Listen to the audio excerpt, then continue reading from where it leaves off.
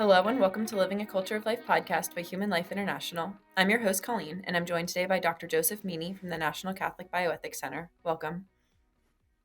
Hi, thank you. It's great to have you on the show today. And today we're going to be talking about a really important topic, which is brain death, which obviously ties into organ donations. So let's just, jump right into that and start simple. What is brain death and why should our listeners care? Yeah, so brain death is essentially death as determined by neurological criteria. So traditionally speaking, a person was declared dead when their heart stopped beating, they stopped breathing, and it seemed to be an irreversible cessation of their life's activity. And that was the traditional criteria for declaring someone dead. Now, starting in the 1960s, there was a proposal that if an individual's brain was dead, then that individual could be considered dead. And the issue was that life support had become so powerful that it seemed possible to keep a corpse fresh. But if the person's brain was completely dead, then the thought was that that person was dead. And so then it became kind of an open question over time. And finally, in the 1980s, there was a law that was passed in most of the states in the United States called the Uniform Determination of Death Act, which said that people could be declared dead either through cardiopulmonary criteria or through neurological criteria for brain death. And the church had its own reflection on this question. And St. John Paul II had a famous address in 2000 in which he said it seemed in keeping with Catholic anthropology that if there was irreversible cessation of all activities of the brain, that the person could be declared dead. Okay. And obviously, death is when the soul leaves the body. So would this basically be saying that because brain death has occurred, it's clear that the soul must have left the body even if the heart is still beating because of life support? Correct. Yeah. So that is the fundamental distinction, right? Is that the soul leaving the body is not something that can be measured because the soul is immaterial. So what one can do, and what the church says one has to do, is get moral certitude that this event, the soul's leaving the body, has occurred. And so how do you do that? Well, you basically look for disintegration, that the person's body is no longer functioning, no longer integrated in itself. And and so the criteria for the brain being completely dead is kind of that idea of, okay, if the brain is no longer functioning, the body is no longer integrating itself. These artificial measures can sort of keep blood flowing and pumping and other things of that nature, but the person themselves is no longer eating their own body. Their body is no longer a living body. Okay, that makes sense. So what are then the Catholic criteria for brain death? Yeah, so I mean, the minimal criteria, and this is something that is, some individuals think that brain death as a concept doesn't really work, and the church hasn't declared in any kind of, you know, uh, magisterial way that this is absolutely the case.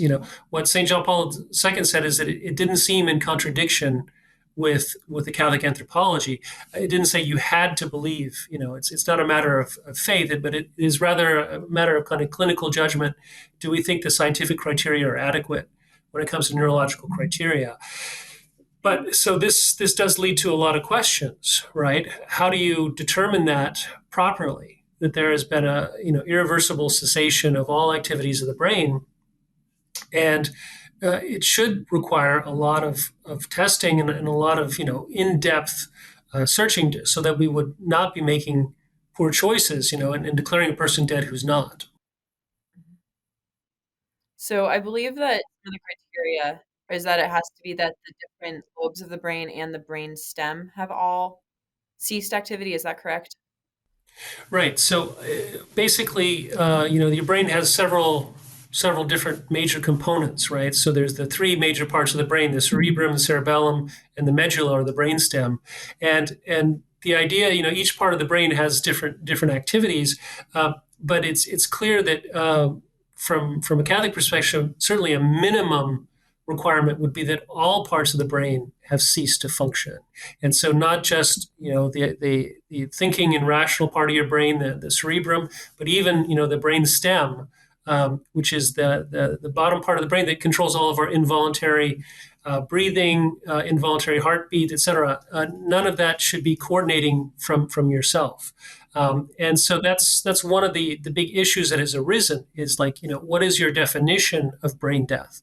And there are some countries out there, for instance, that say, well, it's basically only the upper brain, right? The cerebrum and the cerebellum. But if the brainstem is still functioning, person is still able to breathe on their own, et cetera, that can still be considered brain dead.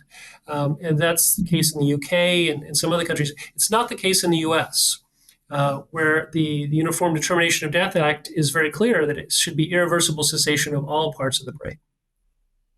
Does that happen? Like, do they actually follow that criteria strictly, or is it ever loosely interpreted? So this is one of the big questions that has come up in recent, months and even in years, right? But most recently in the last few months.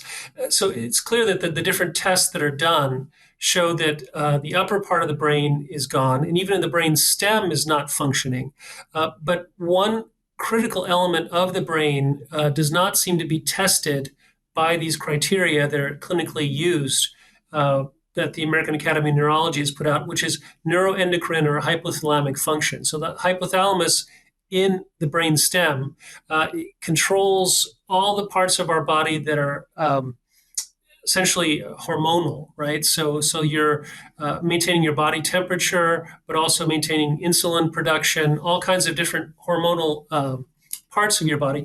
And interestingly enough, it seems that one of the main causes of brain death is when the brain swells to such extent that it blocks off blood flow to the brain, and so then the brain cells die. However, the hypothalamus actually has a way to be receiving some blood flow, not through the main arteries that feed the rest of the brain.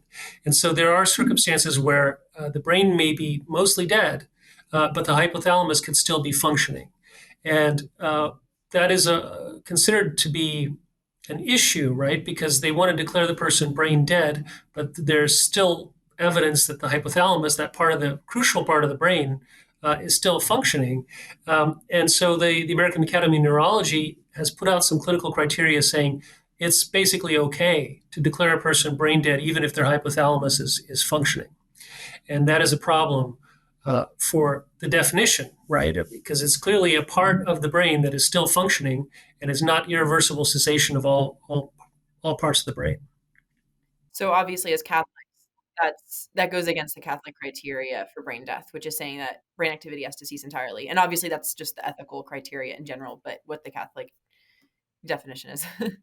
Right. Yeah, and also the legal definition. So the legal definition is in the U.S. right now, and in most states with the Uniform Determination of Death Act, the UDDA, is irreversible cessation of all functions of the brain.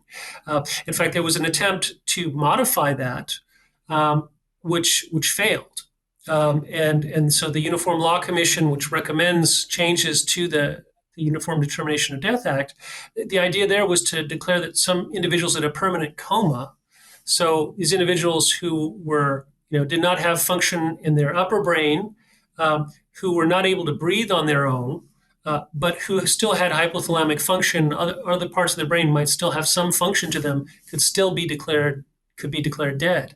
That did not pass, but unfortunately, right afterwards, the American Academy of Neurology came out with clinical criteria for testing for brain death that said, well, we're not going to really test for hypothalamic function. So, and that it was even compatible with a diagnosis of brain death if the person had hypothalamic function, which again is a major problem. Interesting. So how do they test for all of this? So there are a series of tests. So they can do CAT scans of the brain to see if there's any activity, to see if there's blood flow to the brain. They can see if there are reflex reactions, so if the pupils of the individual dilate or not.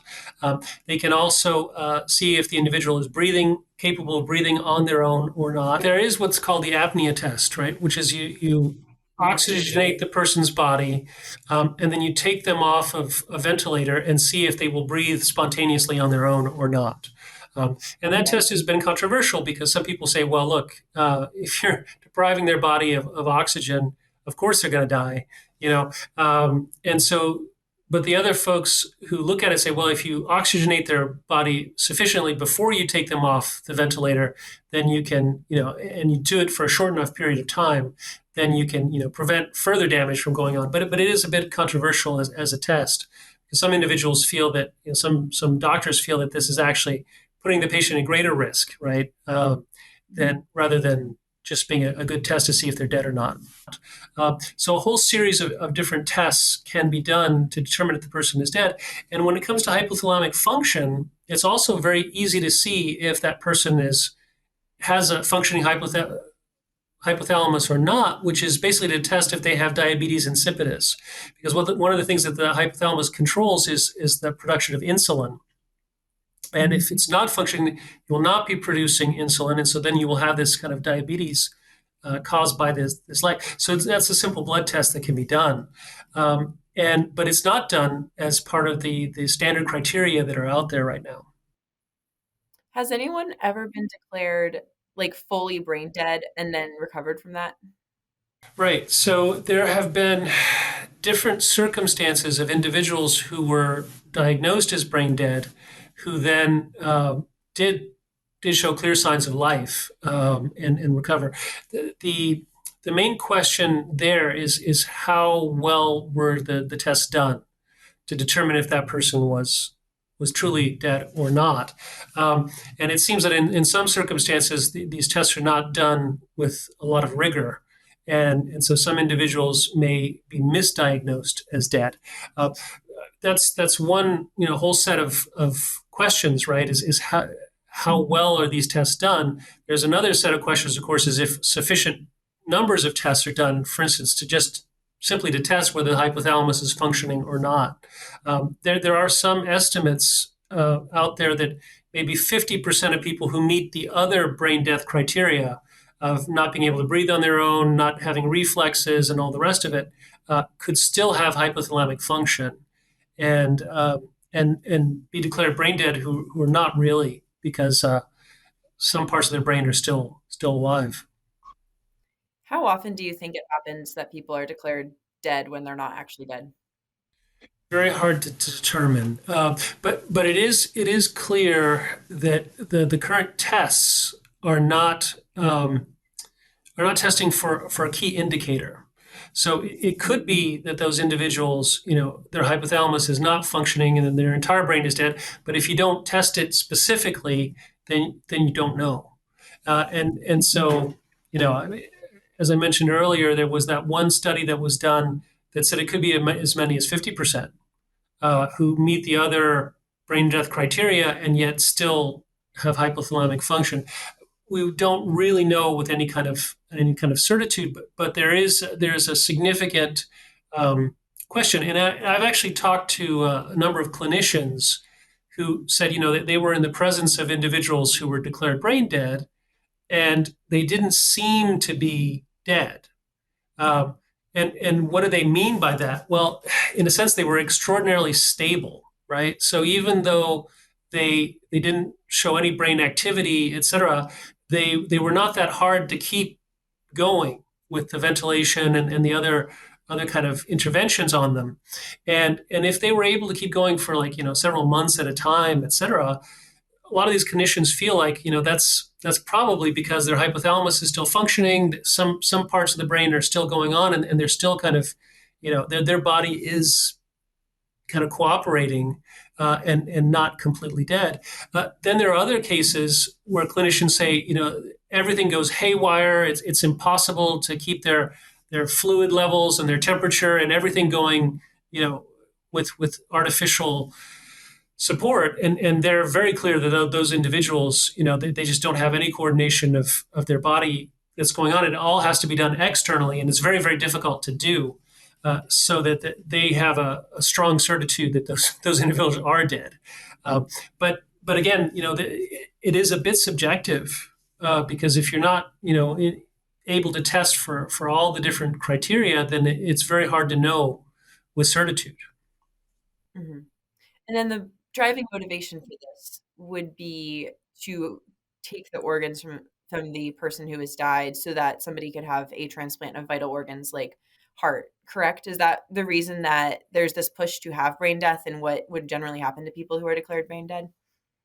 Yes, so it's I think the vast majority currently of donors of vital organs um, comes from individuals who've been declared brain dead. The, the the essential difficulty when it comes to transplanting organs is if the organs don't receive oxygenated blood, then they decline very quickly, and after a very short period of time, they're not they're so damaged that they will not transplant in any way that's very successful.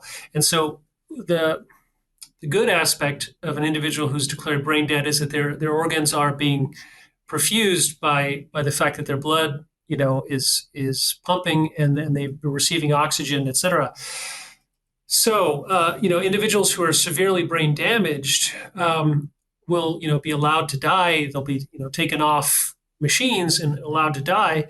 But individuals who are donors, they will then have, their vital organs taken after that declaration of brain death, and so there's a real demand, right? There are many people who are waiting for organs and who need them, and relatively few numbers of people who actually meet the criteria, et cetera. So yes, there is kind of a strong push, if you will, to obtain more organs and therefore to be declaring people brain dead. So one of the big ethical questions that comes up, is that you need to have a strong distinction between those who diagnose brain death and those who procure the organs, so that there's not, that kind of ethical conflict of interest, right? It's saying, well, look, I need these organs, therefore I'm going to declare this person dead.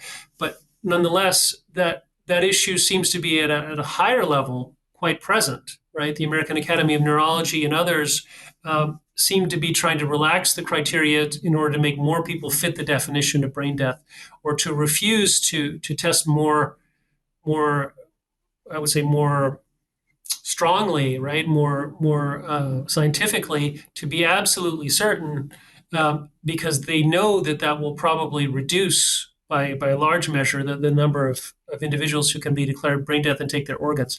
There have also been actually other techniques that have been developed to try and obtain organs after cardiac death, for instance. So to take a person off of life support, to wait for their heart to stop beating, and then to have a very short time in which they're saying, "Okay, we're waiting," and then afterwards to go right in and take out the organs. Uh, it, it's highly problematic, right? Because it seems like what they're trying to do is cut corners in terms of declaring a person dead so that they can obtain the organs, when one has to be very, very certain the person is dead, because otherwise taking out the organs is actually what kills the person rather than their disease, or their underlying condition, and that's never acceptable. Would it be problematic to take them off life support in that case? No, so that an individual who is completely dependent on life support, who has a very low chance of recovery, et cetera, is clearly in this kind of extraordinary means situation where they're being maintained in a way that is not required. And if over time it becomes very clear that this is kind of not something that is going to be with a good outcome and a possible recovery, then it would become ethically sound, ethically good, right, to allow those persons to die, to take them off of life support, and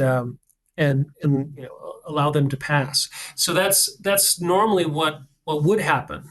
Because life support is so strong today and so efficient, et cetera, that one can sort of maintain artificially people who are not going to be recovering because the damage has been so severe and their condition is so poorly off. And so you know the determination is frequently made that they should be allowed to pass and die, and that is fine. But the point is that one is allowing these people to die. One is not taking their organs before they're actually dead. Mhm. So what's like the person being allowed to die, you're not directly killing them. So it would be No, that's right. if And then they would be normally buried, et cetera. And and put to rest. But the, the the real question is having this certitude before one goes in and tries to take organs. And going back to something you said a few minutes ago, you were saying that obviously you don't want a conflict of interest of having the doctor who declares the person dead be the same person who's obtaining the organs or benefiting from the organs, like the financial benefit there. Is there any protocol in place to protect people, like to make that situation not possible, or is that completely a theoretical possibility in today's culture right now? No, that is the current state of the law and the protocols. So, all the different policies that are put into place do have a strict division between the doctors who declared brain death and the doctors who do the organ transplantation. One element, though, that is kind of problematic, I would say, is that the criterion for who is allowed to declare a person brain dead is actually quite flexible. So it doesn't necessarily have to be a neurologist or someone who has a strong background in the brain. Basically, any medical doctor who has a little bit of training in the techniques is allowed to do it. And it seems to me like you would really want to have a specialist, in to have again, a little bit more certitude that they have a lot of training in this area and be able to determine that. But it's actually not required by law. And so some individuals, are physicians declaring brain death, but they don't really have a specialty of studying the brain as part of their medical training. Interesting. In those situations where that does happen, where someone is declared dead, but they're not, in those situations, do you think the doctor usually knows that the person's alive and is declaring them dead anyway? Or do you think it's just insufficient criteria that he's following the protocol laid out and it's just not of sufficient protocol? That's a good question. Hard to say.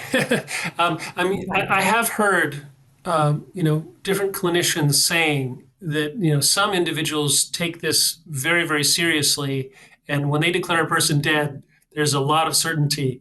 And that other individuals who do it don't seem to be quite as conscientious about how they do that determination of death. And so there's a lot less, confidence in even like their medical colleagues that these individuals have been properly diagnosed as dead.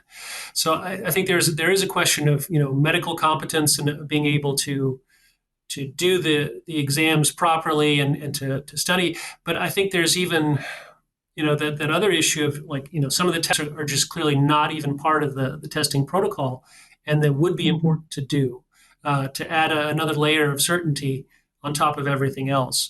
So I'm sure the situations vary tremendously, from case to case and individual to individual. But there was a famous case of a young woman named Jahai McMath, and she was declared brain dead in California. Her family refused the diagnosis, and they actually had her transferred to New Jersey, and she continued on for quite, I think, 2 years at least.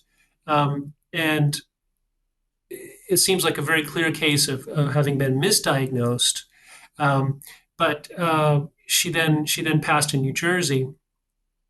So yeah, it's hard to know. It seems like the family in that case seemed to say that the individuals didn't really do a very thorough test, and some individuals were relying on other people's data or testing without actually looking at the patient directly, et cetera. So yeah, I would say that there are clear circumstances where these tests have not been done with a thoroughness that would be required. Yeah, because I feel like people sometimes like to use provocative statements saying, oh, doctors kill people to take their organs. But it sounds like some of the underlying problem is simply that the criteria aren't necessarily there. So you could have a very well-intentioned doctor following what he thinks are appropriate protocol, but if the national, like with the, I forget the organization you named it, they're not requiring the correct protocol. Yeah, then you're gonna have a different situation. Yeah, I think there's a lot of questions that are being asked, right? How thorough are the tests being done? How much pressure is there to declare people dead because the organ procurement organizations really want those organs, and this person is an organ donor, and therefore, you know, they would fit the criteria on a whole number of different levels. They just need to be declared brain dead. I think there is a certain element of pressure there that does go into it, and I think some individuals are very good and conscientious about who they declare to be brain dead. But there are circumstances also that make it extremely difficult to declare a person brain dead, and again, I think it would require a specialist to really be able to delve in. So there are certain cases of young children, for instance, who seem to be dead, but actually it's much more difficult to tell because their young brains are a lot more flexible and a lot more durable than an older person's brains. Some individuals who died of drug overdoses or brain damage through drug overdoses or even hypothermia, say they fell into a frozen river or something like this, they can seem dead, but then later on it's determined that they're actually not brain dead. So there are definitely certain specific circumstances that also need to be taken into account um, when trying to make these diagnoses and to do it in a way that's appropriate. But I think there's that fundamental problem that some things are just not being tested for, so you don't have a real test to know if the hypothalamus is actually functioning, and that would be required, I think, as part of the irreversible cessation of all functions of the brain. And it's clearly a part of the brain, the hypothalamus. And it's a very small part of the brain, but it's a very vital part of the brain, and Mhm. something that should not be ignored. And you know, it could be that they're diagnosing this person as brain dead without that one test, right? Because all the other tests are in place, and it does seem like even the hypothalamus is not functioning still. But we would really want to see as much certitude as possible so that there is zero doubt or as little doubt as possible. You never have 100% certainty on some of these things, but to really do all the due diligence that's required to have moral certitude.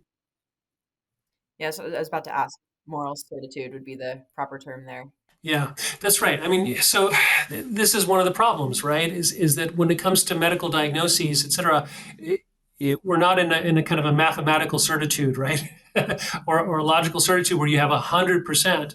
Uh, but in order to make a good moral decision, you have to have moral certitude, which means that, all the reasonable things have been done. There's no reasonable reason to think that you made a mistake, but that you have all the information you need to make the right decision. And that because otherwise, if you needed 100% certitude, then you would never be able to make any decision at all. And that that in itself is a problem, right? If you're kind of paralyzed by this need of absolute certitude. But moral certitude just means that you have enough confidence in the elements given to you. And when it comes to death, you need a very high level of moral certitude because this is such a fundamental important thing. Is that it's horrific to think that a person is going to be killed through taking out their organs. You need to have a very very high level of confidence. Can Catholics have that high level of confidence in the Catholic definition of brain death? And what would you say to people that are skeptical about brain death in general as a concept? Yeah, so it's clear that when your heart stops beating and you stop breathing, that your brain dies. And it's also clear to me, that you can take out a person's heart and replace it with another heart. And during that period of time when their heart was taken out and another heart was put in, there's a bypass function, where they're oxygenating your body without your heart even working. It's called the ECMO system, right? Extracorporeal membrane oxygenation. It was originally done for these kind of heart transplant situations.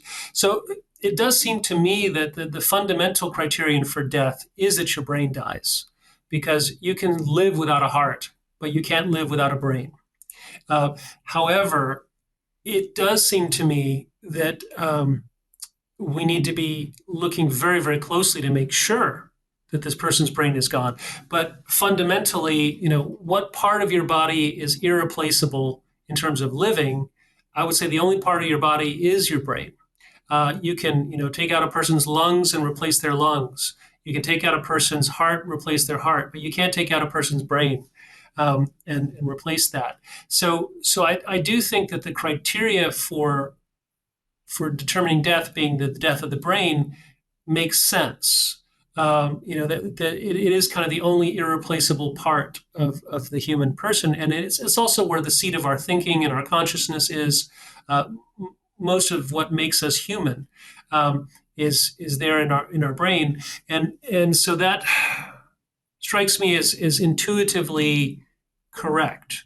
That ultimately, the reason cardiac criteria and pulmonary criteria are acceptable as definitions of death, right? That your heart and lungs is because it's also killing your brain. The lack of oxygen to your brain is what actually kills you. So that to me is kind of the fundamental argument why I think brain death does make sense in theory. But then, the proper question I would say almost is the practice, right? Making sure that it is actually being properly diagnosed as opposed to some kind of partial brain death, and other things that would not be acceptable because clearly you're not 100%, your brain is not 100% dead. Interesting. Yeah, that makes sense because we had Michael Vaca on the podcast last year, and he was very concerned about brain death as a concept, and basically said, in theory, it works, but in practice, it's not like exercised properly. So I was curious to know what your thoughts were on that. Yeah, well, I think it is very, very important to have the proper testing, the proper, moral certitude for this because it's life or death, literally, that is being determined. I do think that it should be possible to come up with enough medical testing. One of the things that is kind of a unique situation that we're living through right now is a biomedical revolution, where we're able to do extraordinary things that were not possible earlier. And I think one of the things that is possible today that was not possible earlier is to artificially keep the vital functions of an individual going, even though their body, their soul has left, and you're artificially kind of temporarily keeping certain functions going. But it nonetheless is very fundamental to see that this is all being done artificially and not being done by an integration from the individual, that their body is still working. Now, there are situations where, obviously, the different organs might still be alive. The heart that's taken out of one individual and put into another individual is still living. So that individual has died, but their heart is still alive in another person's body, which is kind of a strange thing to think about, but it's true. And we wouldn't say that the person, is still alive, even though a part of their body is still alive elsewhere. And the same could be true with their kidneys or some of their other organs. But it is a big issue, I would say, to say, look, we need to look at their brain and see, is this truly dead or not? That's it's kind of, I would say, the last frontier in a sense, right? How else would you determine that the person is dead, except, of course, if their body is completely, disintegrated in terms of their basically decaying. And some individuals would say that, right? I would only find it acceptable to declare a person dead if they're basically starting to decay, and there's absolutely no possibility of them coming back. I would say that that's kind of pushing things to an extreme, because you can know a person is dead even before decay sets in. But one of the problems with the cardiac determination of death, in a sense, is that they would say, "Look, we're waiting to see, a minute, 2 minutes after their heart has stopped beating, and we don't think that they're going to spontaneously come back to life." But they do have the doubt, right, that if they use the paddles and they shock the person, they might be able to revive them. Well, the point is that if a person is dead, they should not be able to be revived. There shouldn't be an irreversible cessation of their life. And then, to bring them back to life would be a miracle. It would require some kind of divine intervention as opposed to a medical intervention. So I believe the Catholic definition is that it's the irreversible cessation of all functions of the entire brain, including the brain stem. So basically, like you were saying, no medical intervention is going to come and be able to reverse that. It's irreversible, and that's how you can trust the person's dead. Yeah, I mean that. Interestingly enough, that is what is currently the law in the United States. It's not the law in other countries which have kind of partial brain death as their definition. You're dead enough. But one of the things that we really emphasize and say, you can't be dead enough, right, or a little bit dead. You have to be 100% dead, and that is fundamental. And so there's a problem when you're saying, well, the person is a little bit alive, but they're basically dead. And there's some philosophers today who say, well, if the person has lost all possibility of consciousness, of thought, etc., and it's only their sort of organic functions that are still going on in the brain stem, etc., they're as good as dead, or we should consider them to be dead, but they're not, right? Their body is still alive in that sense, and still being coordinated rather than being artificially kept going. And that would never be acceptable from a Catholic ethical perspective. Is there a push in the US to broaden the definition of brain death? And if so, what's going on there? Yeah, I mean, there are a number of individuals who want to see um, persons declared brain dead who don't have all all the parts of the brain dead. So Peter Singer, the philosopher, is one of those people who thinks, he's in favor of a lot of very extreme notions, but one of them is that individuals who are in a coma are essentially dead because they can't think and they can't, function as autonomous human beings, and therefore they might as well be dead, so they are dead. And there are definitely some individuals out there who say, it's if you have only the functions of the brain that are kind of primitive, as opposed to your higher functions in the brain of thinking and reasoning, etc., they would consider you to be dead. Uh, not not dead in term biological term, but they would sort of say death of the person type of thing. And they would see that would be sufficient for a legal definition of death. And then there's some, and then this is the latest kind of view from the American Academy of Neurology, et cetera. They would say, well, it's, if 98% of your brain is dead, right, and the only thing left is your hypothalamus, that's dead enough, right? We don't think that it's necessary for all your brain to be gone to determine you to be brain dead. So all those different ideas are out there, and they're being pushed, and they would be very much in contradiction with the good bioethics, with a sound definition of death, which doesn't really accept any kind of compromise when it comes to brain death. That it has to be whole brain death and not some kind of partial situation. Interesting. Yeah, that's I think a good thing to kind of be aware of that that's out there. I feel like it circles through like pro-life circles are kind of aware of the problems with organ donation, but it's good to just be reminded that the ethical boundaries could be pushed by the medical profession and yeah, make sure that we're not changing any laws on what brain death is in a Correct. negative way.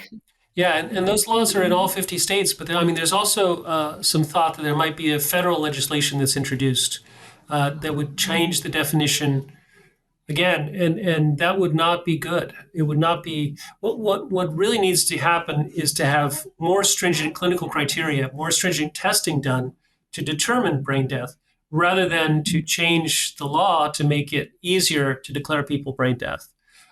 So I think there's a real need for people to be aware of the issue and to be concerned that there's actually more that should be done as opposed to less, and that the moral certitude levels have to be higher rather than lower, and kind of insisting, I would say, on more testing rather than Mhm. the current testing, which in many circumstances does not even look at all the functions of the brain, and so you kind of have a declaration of brain death that it has a critical component that's left out of it.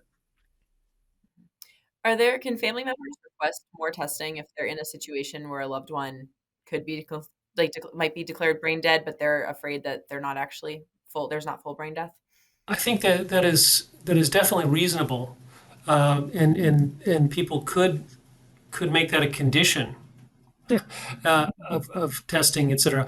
But there is a question, right? And the American Academy of Neurology, in some senses, has been kind of pushing hard and saying, well, do we really need to get permission to declare a person brain dead or not? Or can we just go ahead and do it? Sometimes there's some of these questions that are put out there, and it's very clear in terms of informed consent that family members, because the patient themselves is no longer capable of making consent. So the people they've appointed as their medical proxies should be able to make these kinds of conditions and say, wait a second, we're not satisfied, therefore we would require this before before going forward with anything else. Okay, that's good to know. So people can be aware of what they can do in those situations, and obviously research it hopefully beforehand if you are someone's medical proxy. One last question today. What are your thoughts on organ donation on driver's license? Yeah, so it is a big question because if if you don't have a kind of a confidence, a moral certitude that you're going to be declared dead appropriately before vital organ excision, then if you sign on to be an organ donor, then you're kind of stepping out into a very uncertain place. Um, I don't think it's really discernment that people have to make on their own. Mhm. The church has always said that it's a very generous act, but it's not morally required at all to donate your organs or to be willing to donate your organs. Uh, I think that one of the big issues is that because there are all these questions that are being posed, and certain level of uncertainty as to how well people are being diagnosed as brain death, uh, that I think would give a lot of people pause about actually signing up as brain donor, as organ donors. Uh, I wouldn't say it would preclude it, and say I can't do it, but at the same time, I think people should discern that very carefully because those questions, serious questions, have been raised. Can you okay, I said that was the last question, but just to follow up to that, is it possible that someone could be an organ donor but have more qualifications and not necessarily have it on their driver's license, but have it in some other sort of medical form? Yeah, and that's the other thing too is that they could say to their medical proxy, right? I'm willing to do this, that, and the other. And there's also tissue donation, which can occur without all the necessary criterion. For brain death, basically is so important when it comes to taking organs that are vital organs, but when it comes to like the cornea or other tissues from the body, it's much less sensitive to the individual, being vascularized, et cetera. And so it's easier to get those donations and to have the moral certitude the person is dead before those donations are done. But I would say, yeah, it would be something for them to communicate with their medical proxies and to make sure that they understand, what they would like to see or not see in terms of testing, in terms of how they would uh, be willing to be an organ donor or not. Okay, that's yeah, really good to know. Thank you so much for this conversation today. It's been really good to just learn all about it, and I knew a little bit about the subject beforehand, but to learn more about it. Yeah, you're very welcome. Thank you. And to all of our listeners, please like and subscribe. Keep check out the new ebooks we have coming out, and keep on living the culture of life. God bless.